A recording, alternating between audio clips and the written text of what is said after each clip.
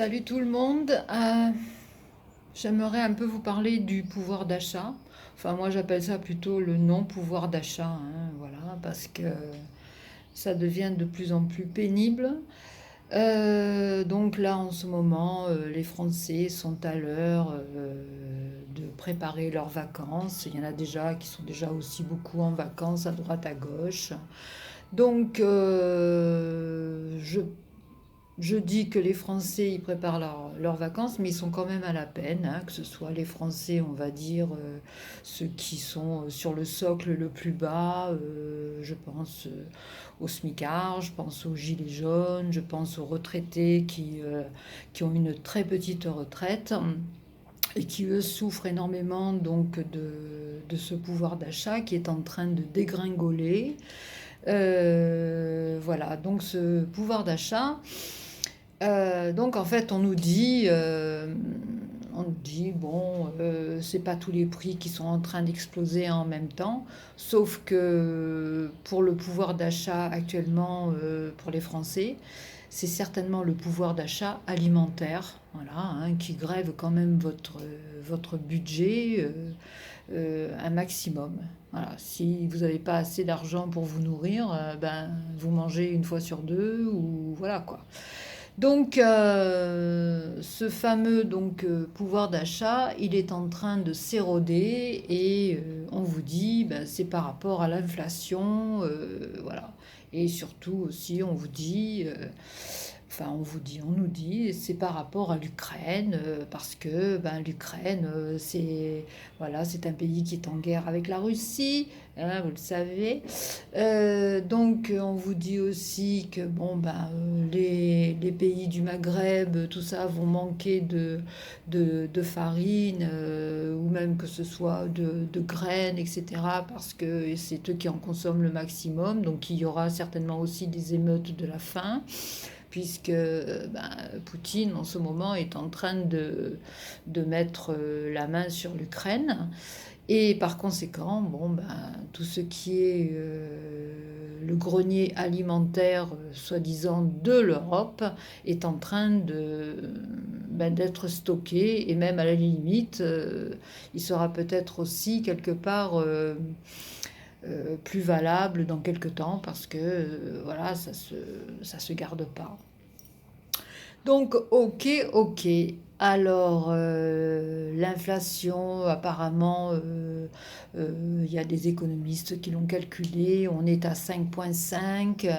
Il y en a qui vous disent que ça va augmenter jusqu'à 8-10%.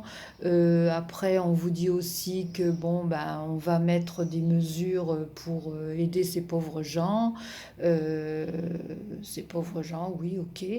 Mais ce sont que des mesures ponctuelles.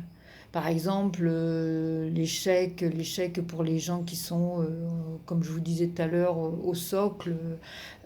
Voilà, mais c'est quoi? C'est des chèques de 100, 150 euros, ce n'est que ponctuel. Donc ça va peut-être vous faire un plein de alimentaire et encore, puisque en fonction de comme ça augmente, ça va être assez hard, quoi. Euh, Paradoxalement, comme je vous disais aussi tout à l'heure, les Français sont en train de préparer quelque part leurs vacances. Alors, on vous dit aussi qu'ils ont mis énormément d'argent de côté par rapport au Covid, au confinement, etc. Donc maintenant, du fait que voilà, l'été s'annonce, les gens, ils sont en train de dépenser. Alors moi, je ne sais pas trop comment ils dépensent parce que quand ils prennent un appartement, par exemple, je sais pas, moi, dans une ville, ils prennent un appartement pour deux familles, voire bientôt pour trois familles.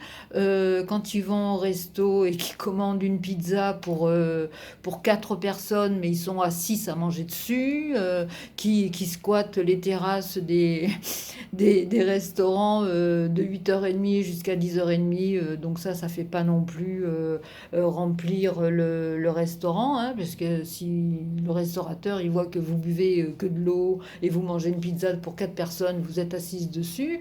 Euh, vraiment, et puis que vous squattez encore une fois donc la terrasse, ça va pas lui augmenter son chiffre d'affaires, hein. Donc, Les gens, oui, ils ont envie de s'éclater, ils ont envie de vivre un peu, mais c'est pas donné, je veux dire, parce que ils commencent aussi quelque part à faire un peu attention. Après, bon, il y en a qui vont peut-être partir à l'étranger, quoique maintenant à l'étranger, on se méfie parce que s'il y a un confinement quelconque ou s'il y a un problème quelconque, vous pouvez plus revenir. Enfin bon, les gens commencent un peu à réfléchir aussi, ce qui fait qu'en France, toutes les locations, les chambres d'hôtes, les machins, les bidules, ça carbure au maximum et ça fait rentrer vraiment beaucoup, beaucoup d'argent pour ces, euh, pour ces gens-là qui tiennent ce genre de, de profession, quoi. Et voilà, donc c'est bien gentil tout ça. Il fait très chaud en ce moment, c'est l'époque des barbecues.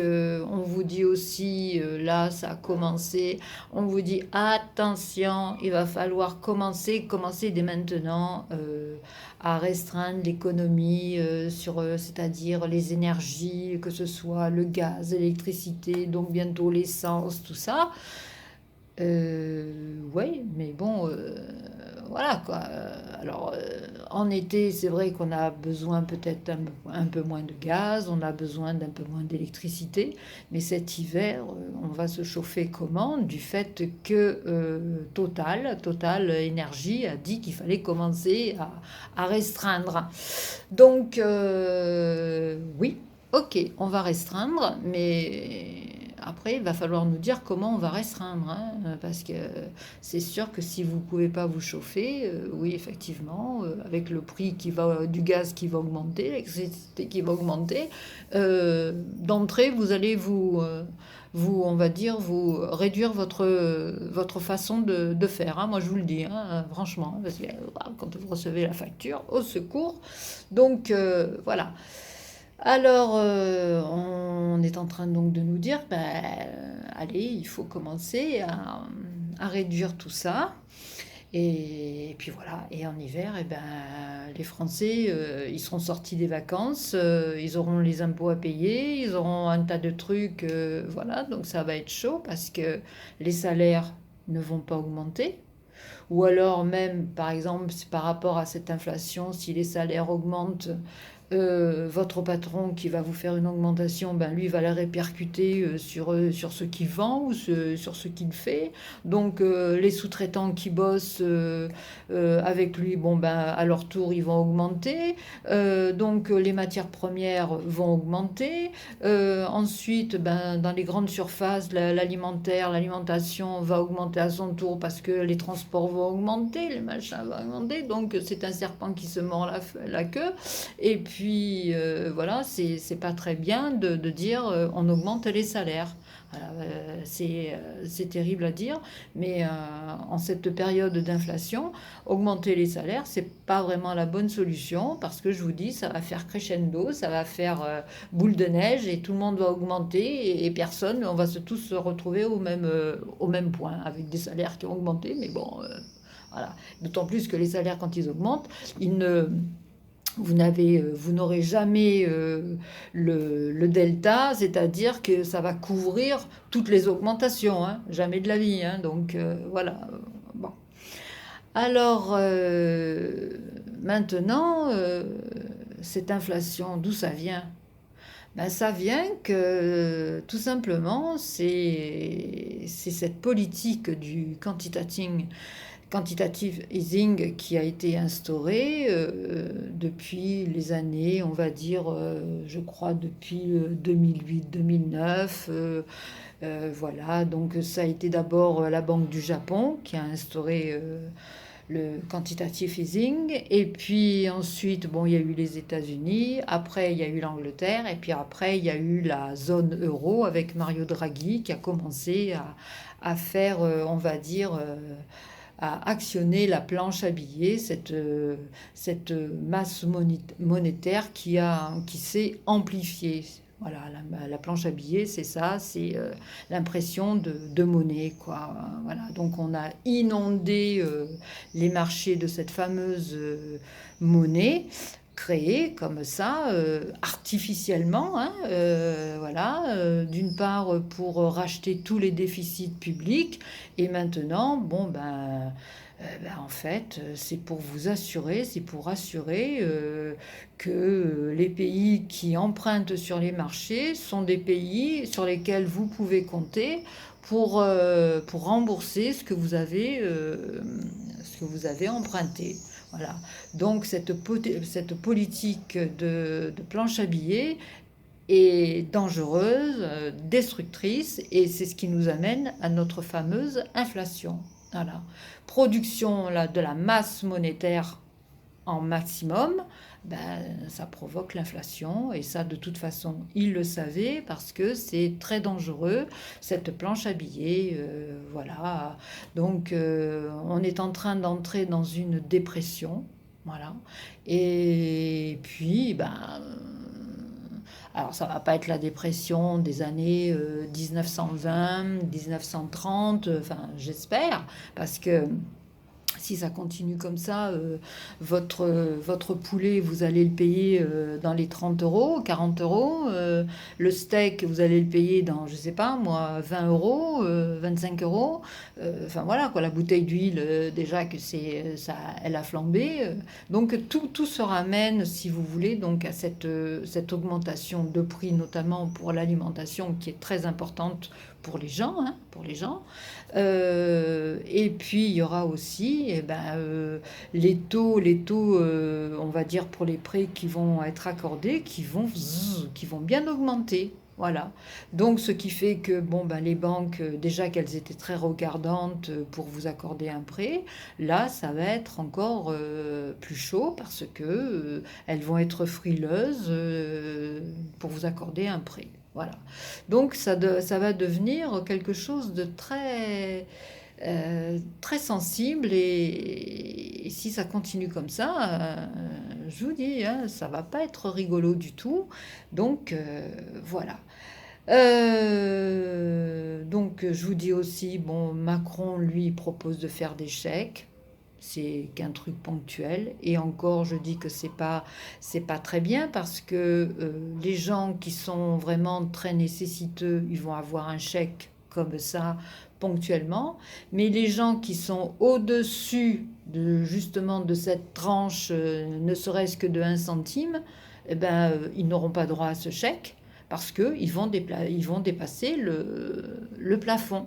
Voilà, ne serait-ce que pour 1 centime, 2 centimes, et boum, vous passez dans la tranche supérieure. C'est comme pour les impôts, hein. 1 centime, 2 centimes, 3 centimes, et hop, vous grimpez à la tranche supérieure, et puis vous atterrissez dans une zone où le taux est vachement plus important. Donc, c'est pareil pour ces chèques. Alors, d'autant plus que les gens qui sont juste au-dessus de ces gens-là qui sont vraiment en peine pour se nourrir, pour vivre, eh bien, là aussi, il faut voir que là aussi, cette tranche qui est juste au-dessus, elle aussi, elle a du mal énormément à se nourrir, à boucler ses fins de mois. De toute façon, je vais vous dire, hein, on boucle plus ses fins de mois, c'est pas difficile. Dès le 5, le 10 du mois, vous êtes déjà dans le rouge. Voilà, vous faites déjà gaffe à ce que vous allez acheter, etc. Et puis voilà, voilà, c'est boucler ses fins de mois, c'est même plus ça, quoi. Ça n'existe plus, hein. Ça n'existe plus, boucler ses fins de mois. Je vous dis, hein, vous arrivez à un moment très vite dans le mois où vous êtes déjà vous avez un manque d'oxygène. Ok, alors qu'est-ce qu'on pourrait faire? Eh ben, je sais pas. Ce qu'on va pouvoir faire, comme je vous dis, je sais pas trop, mais apparemment, si ça continue, il y aura aussi le phénomène de récession, hein, qui va pas tarder à arriver. Donc voilà, ça va être les grosses turbulences de la vie économique, voilà. Aussi, je voulais revenir un petit peu sur le G7, là où il y avait tous les grands de ce monde, Biden, Macron, Olaf Scholz, Draghi, Trudeau, je ne sais plus qui encore. Il y avait aussi von der Leyen, etc. Quand vous les voyez autour de la table en train de se moquer de Poutine en disant on enlève la veste, pas la veste. Bon, alors moi, déjà dans un premier temps, j'ai pas compris le trip là, hein, parce que j'ai pas ri une seule seconde, quoi. Franchement, moi, je suis très bon public, j'adore rigoler, mais alors là, faudra qu'on m'explique, hein. C'était quoi? Ils se sont moqués de Poutine parce qu'il avait gardé sa veste et qu'eux disaient on va garder la veste, pas la veste. Ah oui, je crois aussi qu'ils ont fait référence quand il était sur le cheval, le torse nu. Vous savez quoi? Moi, je trouve, enfin, c'est vraiment de l'humour à deux balles. De l'humour à deux balles, parce que de se moquer comme ça, je veux dire, c'est qui le comique de la bande là qui les a fait se bidonner? C'est qui? Parce que vraiment, alors là, vraiment, moi, c'est... Oh! Ça m'a pas vraiment fait bidonner du tout, du tout. Voilà, bon, et ben, en attendant, donc, les sanctions que l'Union européenne, à travers Van der Leyen, qui, je rappelle, n'a jamais été élu par personne, qui se permet d'envoyer du matos militaire, qui se permet d'envoyer aussi de l'argent, etc. Alors que nous, en France, on aurait besoin d'argent, tout ça, pour boucler beaucoup, beaucoup de choses. Eh bien, cette Van der Leyen, non élue, se permet de faire comme elle veut, elle aussi. Elle est bien copine avec son copain Macron. Donc, elle peut rigoler, effectivement, mais les sanctions qui sont tous en train de mettre là en face de Poutine, ben, ça nous revient dans la face, quoi, hein. Au cas où vous n'auriez pas encore compris. Parce que Poutine, lui, il a son économie qui explose. Il a fait rentrer des milliards, alors que normalement, d'après Bruno Le Maire, c'est nous qui aurions dû mettre la Russie au tapis. Tandis que là, ben, c'est plutôt l'inverse, non? C'est l'effet inverse qui se produit. C'est bizarre. Et voilà, donc... waouh, il faut peut-être un peu réfléchir, hein, au lieu de faire de l'humour à deux balles. Bon, sur ce, ben, je vous souhaite une bonne journée. Mettez un pouce, abonnez-vous, partagez, enfin voilà quoi. Hmm. Et puis, ben, je vous dis à la prochaine. Allez, salut!